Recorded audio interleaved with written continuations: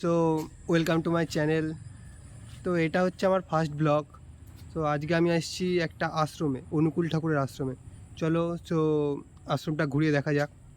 এটা হচ্ছে আশ্রমের গেট, মানে মেন গেট যেটা। গেছিলাম আমি আর আমার ভাগ্নে। তো চলো আশ্রমের ভেতরে যাওয়া যাক আস্তে আস্তে। এটা হচ্ছে আশ্রমের একদম ভেতরে, মানে মেন এইখানটা দাঁড়িয়ে সব দিক দেখা যাবে আশ্রমের। আশ্রমের ওইটা হচ্ছে সামনের গেট, আর এই যে হচ্ছে মেন মন্দির।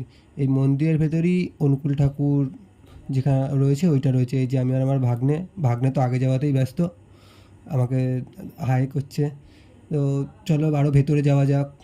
এই যে আমরা আরেকটা সাইড দিয়ে আসলাম, যেহেতু আমাদের পাশ থেকে ঢুকতে দিচ্ছিল না। ওখানে একটা সিকিউরিটি গার্ড ছিল, ক্যামেরা নিষেধ আছে। তো আমরা এখানে আশ্রমের সামনে এখন একটু আমি আর আমার ভাগ্নে। তারপর আমরা এবার একটু আশ্রমের পিছন দিকে যাব। আশ্রমের এটা হচ্ছে পিছন দিক, মানে মেন মন্দিরটার পিছন দিক। ওই সামনে যে কাচের ঘর, ওই কাচের ঘরটাতে বসে সবাই ইসে করে, মানে অনেকে বিশ্রাম নেয়। তারপর হচ্ছে আমরা এই সাইড থেকে বেরিয়ে আসলাম। বেরিয়ে আসার পর এই যে মেন পিছন যেটা, তারপর এইগুলো হচ্ছে এখানে ফুল গাছ লাগানো থাকে অনেক। এটা সাইড, মেন মন্দিরের সাইড। এই যে অনেকদিকে একটু ভিড় আছে, মানে অল্প তাও সামান্য, এই কজনও থাকে না। তারপর মন্দিরটাকে দেখলাম।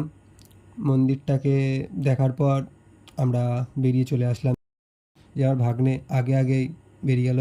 তো ভিডিওটা ভালো লাগলে লাইক করতে ভুলো না, চ্যানেলটা অবশ্যই সাবস্ক্রাইব করে রেখো।